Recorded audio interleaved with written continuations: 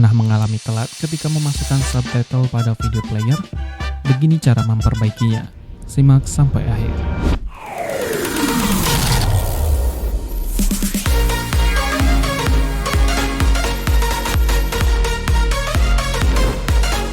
Oke, di sini saya sudah memasukkan video ke dalam sebuah media player. Kemudian di sini saya akan putar terlebih dahulu. There's actually one other parent here going through the same thing. Diane? Nah, di sini ada kata-kata Diane di detik 3 menit 53.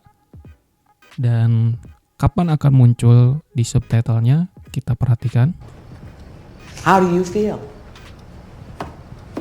Nah, dia muncul Diane di menit 3 lebih 58. Jadi, subtitle ini itu telat sekitar 5 detik. Jadi, kita harus memperbaikinya. Caranya gimana? Pertama, kita pergi ke Google, kemudian kalian ketikkan subshifter. Nah, pada subshifter ini, kalian pilih yang logonya seperti ini, S. Ini khusus untuk SRT, jadi untuk file lain belum bisa. Kemudian di sini disuguhkan dengan shift dan linear correction. Kalian bisa pilih yang shift dengan cara bisa mengklik choose file atau drag and drop. Di sini saya akan menggunakan drag and drop, lebih mudah. Kalian pergi ke file SRT kalian yang bermasalah, kemudian kalian drag and drop di subtitle racing tool. Nah, di sini sudah masuk.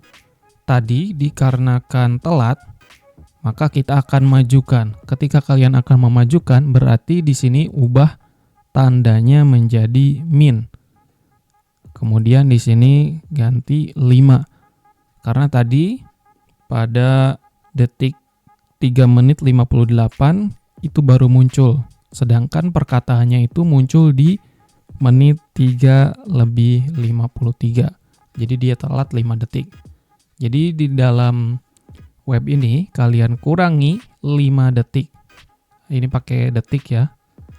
Setelah itu kalian racing.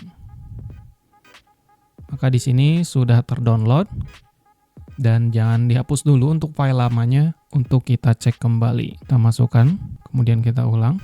Same thing. Diane? How do you feel?